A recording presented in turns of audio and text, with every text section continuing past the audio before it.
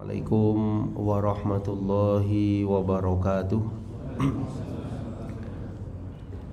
Innal hamdalillah nahmaduhu wa nasta'inuhu wa nastaghfiruh wa na'udzu billahi min syururi anfusina wa min sayyiati a'malina. May yahdihillahu fala mudhillalah wa may yudlil fala hadiyalah. Wa asyhadu an la ilaha illallah wahdahu la syarikalah wa asyhadu anna Muhammadan abduhu wa rasuluh. Allahumma shalli ala nabiyyina Muhammad wa ala alihi wa ashabihi wa man tabi'ahum bi ihsanin ila yaumiddin, amma ba'd. Ikhwani fiddin wa akhwati fillah, kaum muslimin dan muslimat jamaah salat subuh Masjid Al-Muttaqin yang dimulakan oleh Allah Subhanahu wa taala. Syukur alhamdulillah di hari ini, hari Jumat tanggal 30 Jumadil Akhir 1445 Hijriah, kita dipertemukan kembali oleh Allah Subhanahu wa taala dalam keadaan mudah-mudahan sehat wal afiat, dan semoga segala nikmat yang Allah berikan serta anugerahkan semakin menambah kualitas iman, takwa dan amal soleh kita. Amin ya rabbal alamin. Di pertemuan ini jamaah sekalian, kita akan melanjutkan pembahasan dari kitab dasar, kitab pondasi, kitab asas ya dalam kehidupan seorang muslim dan muslimah, yang berjudul Ad-Durus Al-Muhimmah Li'amatil Ummah. Ad-Durus Al-Muhimmah Li'amatil Ummah, ya pelajaran-pelajaran penting untuk seluruh umat, ya karya Syekh Abdul Aziz bin Baz rahimahullahu taala. Yang mana kitab ini disyarah ya oleh beberapa ulama, di antaranya kitab kita yaitu Syekh Abdul Razak hafizahullah taala, yang memberikan judul Syarah Ad-Durus Al-Muhimmah Li'amatil Ummah, ya syarah penjelasan terhadap pelajaran-pelajaran penting untuk seluruh umat. Kitab ini intisarinya bagian awal adalah tafsir ringkas dari 16 surah Fatihah, Az-Zalzalah sampai An-Nas. Kemudian bab yang kedua tentang rukun Islam, bab yang ketiga tentang rukun iman, bab yang keempat tentang tauhid, kemudian bab yang kelima tentang ihsan, bab yang keenam sampai akhir tentang ibadah yang sangat penting diketahui setiap muslim dan muslimah, di antaranya wudu dan sholat. Bagian akhir di antaranya tentang akhlak dan adab, kemudian juga termasuk penyelenggaraan jenazah. Ya, kitab ini sangat mendasar ya sama sekalian dan sangat penting bagi kehidupan kita semua. Ya, mudah-mudahan Allah Subhanahu wa taala memberikan ya kemudahan ya di dalam kita mempelajari kitab ini. Baik, di pertemuan yang terakhir kita sampai di halaman yang ke-36 jemaah sekalian, paragraf yang pertama dari filenya. Kalau dari kitabnya halaman 35 paragraf yang pertama. Ya, di sini kita lihat filenya, tapi saya juga megang kitabnya di sini. Baik. Ini paragraf yang pertama selesai ya sampai yubna. Baik, paragraf yang kedua masih tentang la ilaha illallah. Kata beliau, ini syarahnya ya. Wa la ilaha illallah hiya a'zamul kalimati 'alal itlaq. Jadi kalimat la ilaha illallah itu adalah kalimat yang paling agung secara mutlak. Ya, dari segala ucapan, segala kalimat yang paling agung secara mutlak kalimat la ilaha illallah. Wa afdaluha wa ajalluha, kalimat yang paling afdal dan paling mulia. Wa hiya afdaluz zikri, zikir yang terutama, zikir yang terbaik, kalimat la ilaha illallah. Hal ini berdasarkan sabda Nabi sallallahu alaihi wasallam. Yaqulu nabiyyuna alaihi salatu wassalam, ya bersabda Nabi kita alaihi salatu wassalam, afdaluz zikri la ilaha illallah.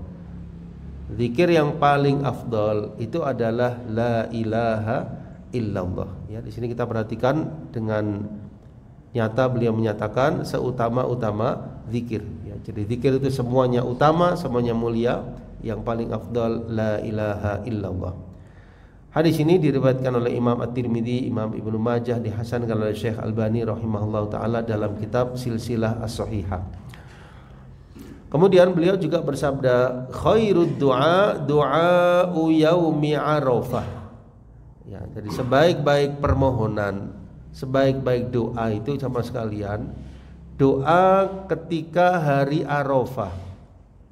Ya, maksudnya sebaik-baik doa seorang hamba itu ketika dia lagi di padang Arafah waktu hari Arafah. Berarti tanggal 9 Dzulhijjah. Waktu di Arafah. Dia mohon kepada Allah Subhanahu wa taala. Itulah sebaik-baik doa. Ya, jadi para jamaah haji yang berada di padang Arafah lalu mereka berdoa kepada Allah Subhanahu wa taala, itulah kondisi paling afdal-afdalnya, sebaik-baik doa di waktu itu di padang Arafah.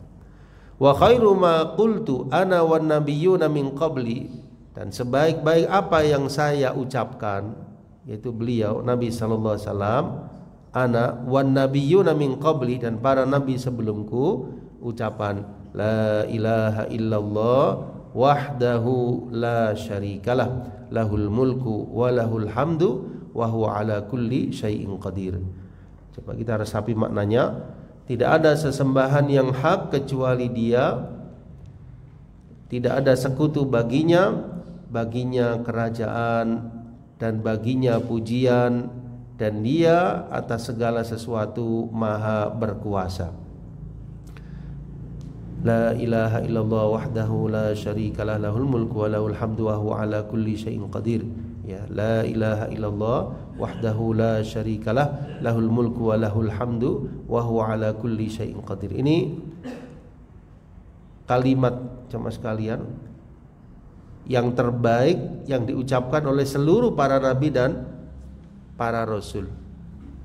La ilaha illallah wahdahu la syarikalah lahul mulku wa lahul hamdu wa huwa ala kulli syai'in qadir.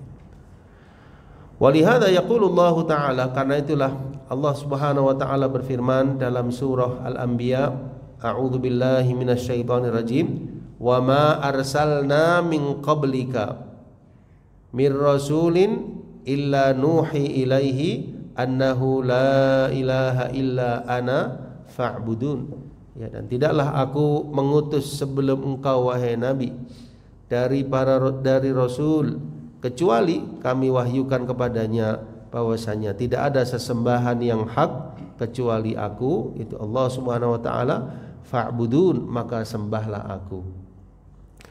Wa hiya zubdatu da'watil mursalin wa khulasatu risalatihim.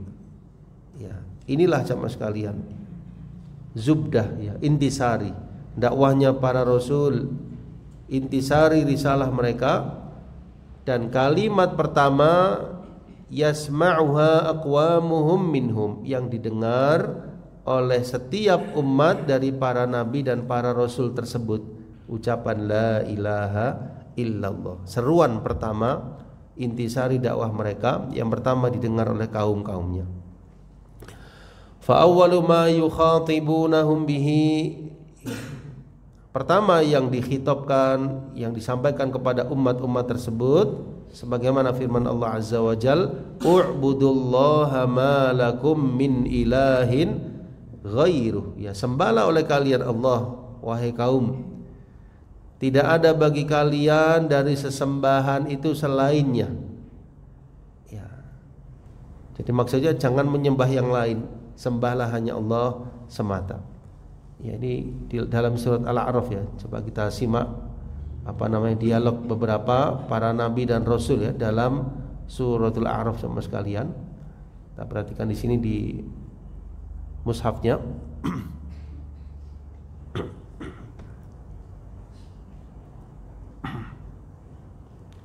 Ya, suratul A'raf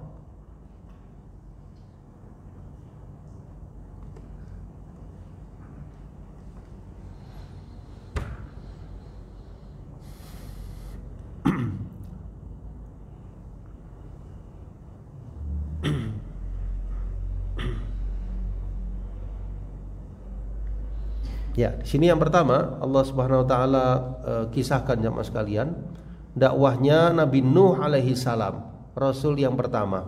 Ini di ayat 59-nya. Coba kita perhatikan. A'udzubillahi minasyaitonirrajim. Laqad arsalna. Sungguh kami telah mengutus Nabi Nuh kepada kaumnya, lalu beliau berkata, wahai kaumku, sembahlah oleh kalian Allah, tidak ada bagi kalian sesembahan selainnya. Aku khawatir kalian akan ditimpa azab di hari yang besar. Nah, kemudian tokoh dari kaumnya itu mengatakan, inna lanaraka fi dhalalim mubin. Ya, kami melihatmu wahai Nuh termasuk dalam kesesatan yang nyata. Sesungguhnya kami melihatmu wahai Nuh di dalam kesesatan yang nyata.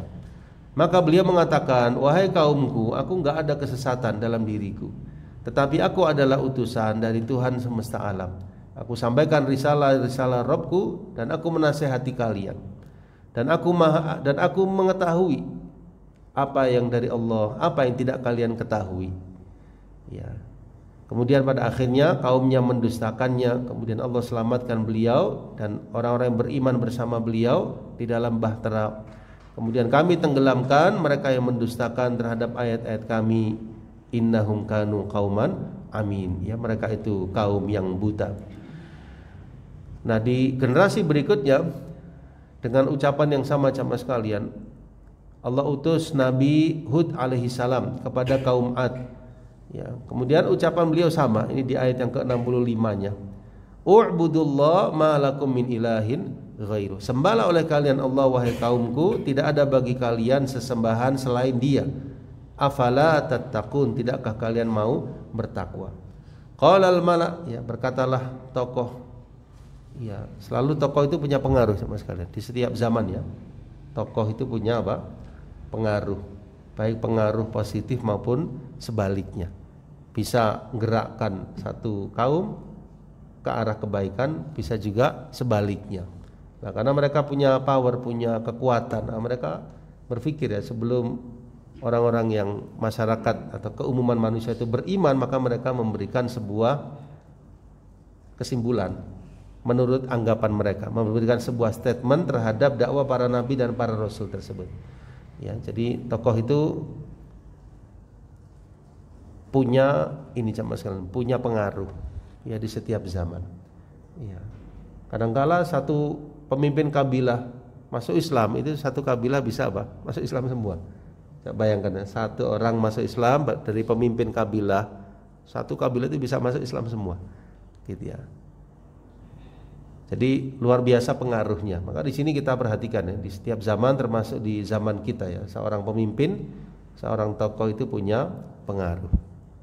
Ala kulli hal di masa itu kaum-kaumnya mengatakan, tokoh kaumnya ya, yang ingkar mengatakan inna lanaraka fi safaha.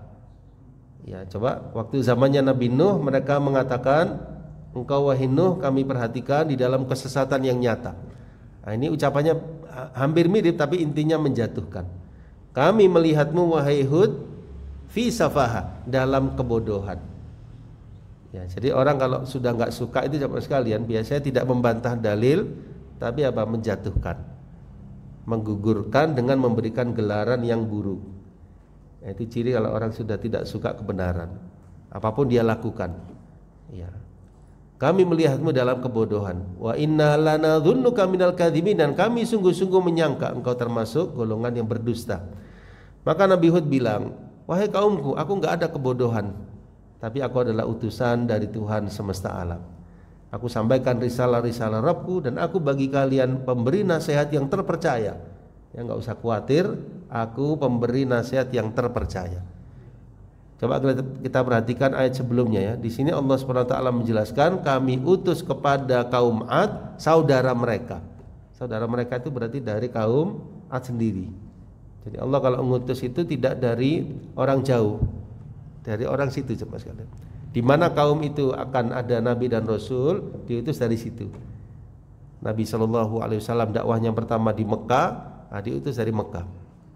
Meskipun nanti dakwahnya untuk seluruh umat, supaya umat di daerah tersebut tahu persis siapa orang tuanya, siapa keluarganya, bagaimana perangai orang tersebut yang nantinya jadi seorang nabi dan rasul. Ya, kalau objektif nggak bisa mendustakan. Ya, sebelum diutus jadi nabi dan rasul, Nabi kita Muhammad SAW sudah digelari Al-Amin. Mereka sendiri yang menggelarinya, kan gitu ya. Sudah apa? Mereka percaya penuh. Nah, demikian pula Nabi Hud alaihissalam sebelum diutus jadi nabi dan rasul, mereka pasti tahu kehidupan kecilnya, masa kecilnya, bagaimana akhlaknya, tahu semua. Nah, kemudian di sini Nabi Hud alaihissalam mengatakan, aku itu pemberi nasihat yang nyata. Pada akhirnya mereka pun mendustakan, dan Allah SWT binasakan mereka yang mendustakan kepada dakwahnya Nabi Hud alaihissalam. Di ayat yang ke-73 bagian bawah ya, kita lihat di mushaf yang di layar ini, bagian bawah Allah SWT jelaskan di generasi berikutnya, kepada kaum Tsamud kami utus saudara mereka Soleh. Nah, kami utus Nabi Soleh. Maka Nabi Soleh mengatakan, u'budullah ma'alakum min ilahin ghairuh, sembahlah oleh kalian Allah, tidak ada bagi kalian dari sesembahan selainnya. Ya, maksudnya jangan kalian berbuat syirik, sembahlah hanya kepada Allah. Qad ja'atkum bayyinatun min rabbikum, sungguh telah datang penjelasan dari Rabb kalian. Ini adalah unta betina yang Allah SWT ciptakan untuk kalian sebagai satu tanda. Fadharuha ta'kul, biarkan dia makan dari bumi Allah. Jangan kalian sentuh dengan keburukan, nanti kalian akan kena azab yang pedih. Berkata lagi tokoh-tokoh dari golongan kaumnya jemaah sekalian, mereka mengatakan kepada orang-orang yang dianggap lemah, ya, kepada masyarakat umum jemaah sekalian, dari yang beriman kepada dakwah beliau, ata'lamuna anna Soliham mursalum min Rabbi, apakah kalian tahu bahwasanya Nabi Soleh itu diutus dari Rabbnya? Maksudnya kalian percaya enggak? Ya, Nabi Soleh itu mengaku dirinya sebagai Rasul.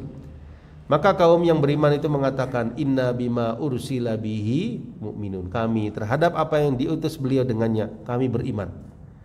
Lalu orang-orang yang menyombongkan diri tersebut mengatakan, ya, qala alladziina istakbaru inna billadzi amantu bihi kafirun, kami terhadap apa yang kalian imani kami mengingkari. Ya, pada akhirnya mereka membunuh unta betina tersebut dan datanglah azab Allah Subhanahu wa taala. Ya, demikian pula kisah Nabi Lut ya alaihi salam di ayat yang ke-80 Bapak sekalian, bagian bawah dari file di layar kita perhatikan.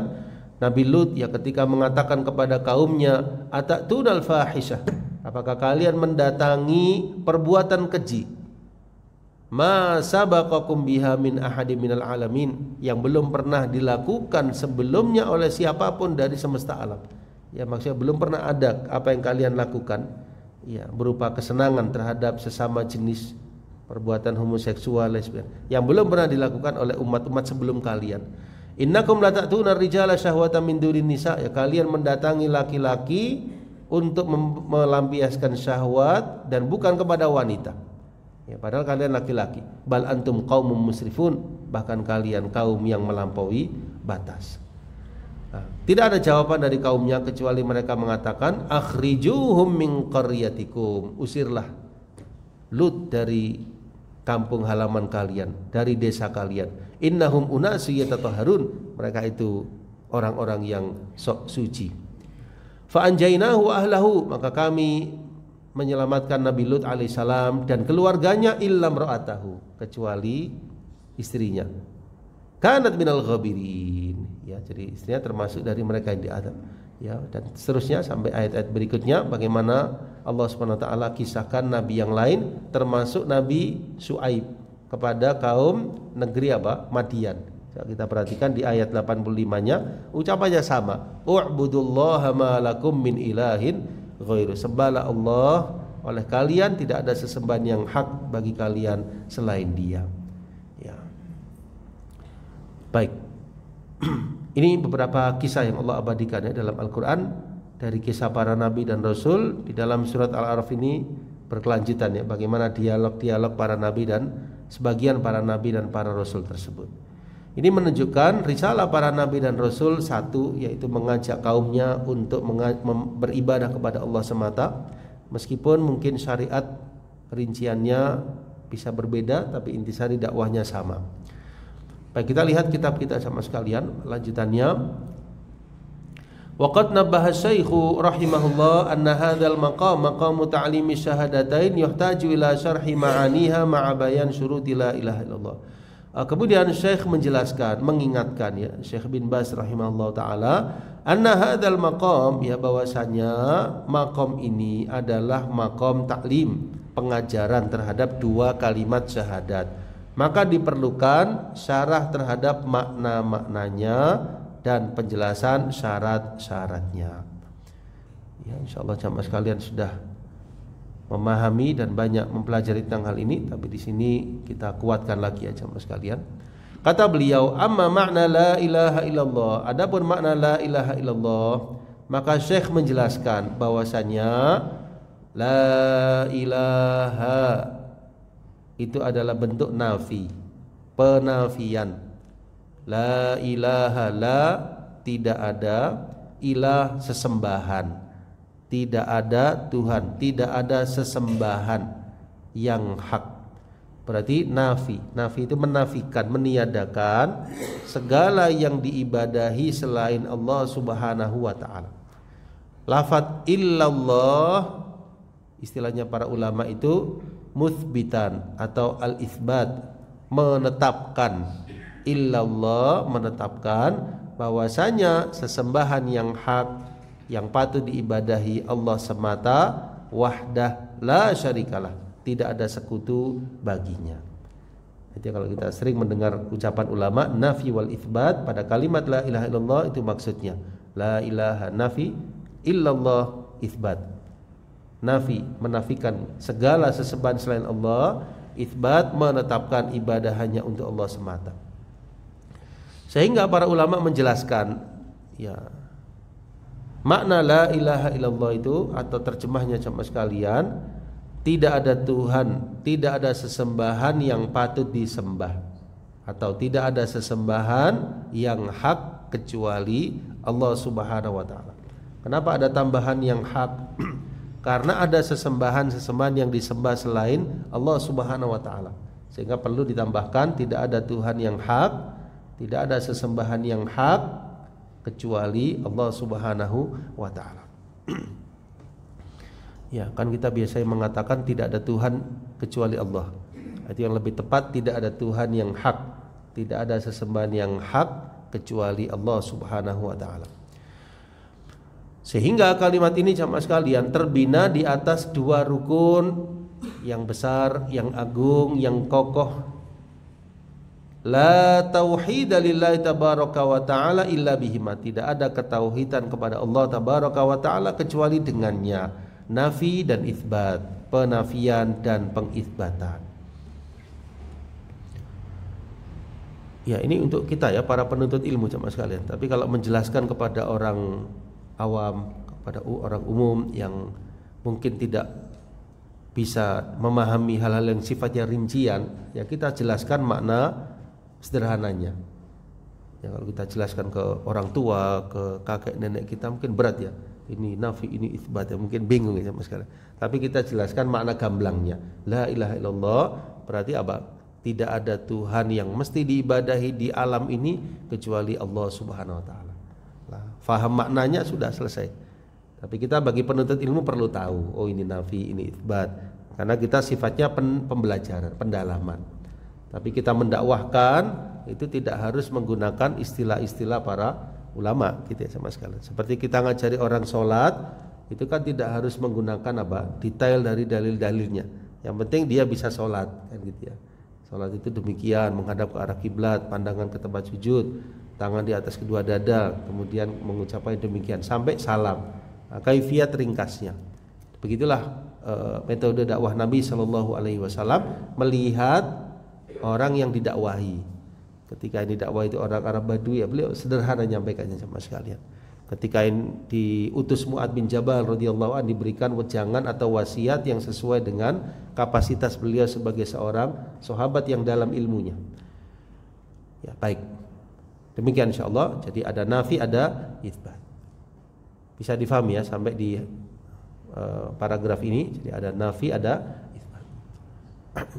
Jadi nafi itu peniadaan, itsbat itu penetapan. Peniadaan apa? Peniadaan segala sesembahan selain Allah, dan penetapan bahwasanya ibadah itu hanya untuk Allah semata.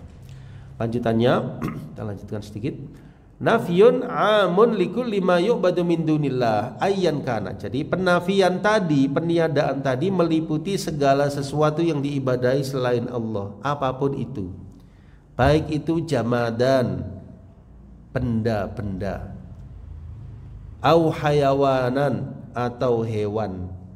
Maksudnya benda itu umpama ada benda yang disembah selain Allah itu batil.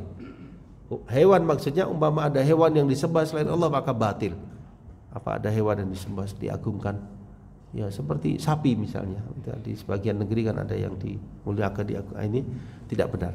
Atau nabatan, atau seumpama tumbuhan. Ya misalnya ada tumbuhan atau pohon yang dikeramatkan yang dianggap ini batil. Ya. Karena kita nggak boleh tawakal kepada selain Allah SWT. Nggak boleh menganggap sesuatu bisa memberi manfaat kecuali Allah Tabaraka wa Ta'ala. Atau yang lain. Atau yang lain ya, termasuk juga matahari yang mungkin disembah oleh sebagian kaum itu batil. Atau mungkin sebagian manusia yang disembah selain Allah seperti Nabi Isa, ibundanya Uzair, ini batil. Batil dalam artian sikap tersebut kebatilan. Karena tidak ada Tuhan yang hak kecuali Allah Subhanahu wa Ta'ala. Atau mungkin keyakinan sebagian agama ya adanya dewa-dewa tertentu yang diibadahi, batil. Jadi kita meniadakan segala sesembahan selain Allah dan kita menetapkannya hanya untuk Allah semata. Wa itsbatun khas lil ibadah bi kulli ma'aniha lillahi azza wa jalla wahdah. Dan penetapan yang khusus sifatnya terhadap ibadah itu pada setiap makna-maknanya lillahi azza wa jalla, hanya untuk Allah semata. Faman nafa wa lam yuthbit, siapa orang yang menafikan dan tidak mengisbatkan, la yakunu muwahhidan, maka dia tidak disebut orang yang muwahhid, orang yang bertauhid. Orang yang menafikan saja, tidak ada Tuhan yang berhak disembah, tidak ada Tuhan gitu saja, tapi dia enggak menetapkan, berarti dia belum muwahhid.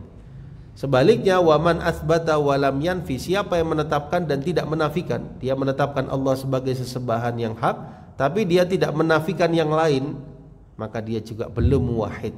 Sampai dia menafikan dan juga mengisbatkan, menafikan segala yang disembah selain Allah batil dan mengisbatkan hanya untuk Allah semata. Itu makna nafi dan isbat dalam hal ini.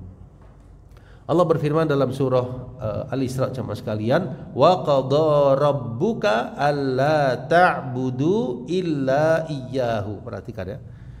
Dan Rabbmu telah menetapkan agar jangan kalian menyembah kecuali kepadanya. Coba kita lihat ayat ini, nafinya di mana? Di mana nafinya? Allah ta'budu, jangan kalian menyembah. Kan berarti la ilaha. Isbatnya illallahnya illa iyyahu, kecuali kepada Allah Subhanahu wa taala. Di dalam ayat ini ada penafian, jangan kalian menyembah, jangan kalian beribadah illa iyyah, kecuali kepada Allah Subhanahu wa taala. Allah juga berfirman, wa ma umiru illa liya'budullaha mukhlishina lahuddin. Dan tidaklah mereka diperintah kecuali hanya untuk beribadah kepada Allah dengan mengikhlaskan agama baginya. Nah, di sini juga terdapat prinsip tauhid yang sangat jelas agar kita tidak menyembah kecuali hanya kepada Allah semata. Dalam surah Az-Zumar, ala lillahid dinul khalis, ingatlah bagi Allah agama yang khalis. Khalis itu murni. Murni, kita mentauhidkan ibadah hanya kepada Allah semata. Dalam surah An-Nisa, wa'budullaha wa la tusyriku bihi syai'a. Wa'budullah, dan sembahlah oleh kalian Allah, berarti itsbat. Wa la tusyriku bihi syai'a, dan janganlah kalian menyekutukannya dengannya sesuatu apapun. Berarti apa? Nafi, peniadaan. Di sini bentuknya larangan, tapi maksudnya peniadaan segala sesembahan selain Allah Subhanahu wa taala. Coba perhatikan dakwahnya Nabi Nuh, Nabi Ibrahim alaihissalam dalam surah Az-Zukhruf, innani bara'um mimma ta'budun. Sesungguhnya aku berlepas diri wahai kaumku dari apa saja yang kalian sembah. Nafi, peniadaan. Illalladzi fatarani, kecuali dia yang telah menciptakanku. Itsbat. penetapan. Wahai kaumku, semua yang kalian sembah aku berlepas diri, kecuali satu, Allah Subhanahu wa taala. Berarti apa yang kalian sembah aku berlepas diri semuanya, illalladzi fatarani, kecuali yang telah menciptakanku. Berarti di sini didahulukan nafi yang pertama, yang kedua itsbat. Artinya jangan kalian berbuat syirik wahai kaumku, apa yang selain Allah jangan disembah, hanya Allah semata itulah yang disembah. Juga di ayat yang lain An-Nahl, walaqad ba'atsna fi kulli ummatin rasulan an i'budullaha wajtanibu at-taghut, dan sungguh kami telah mengutus pada setiap umat seorang rasul agar sembahlah oleh kalian Allah dan jauhilah taghut. Siapa yang tahu arti taghut sama sekalian?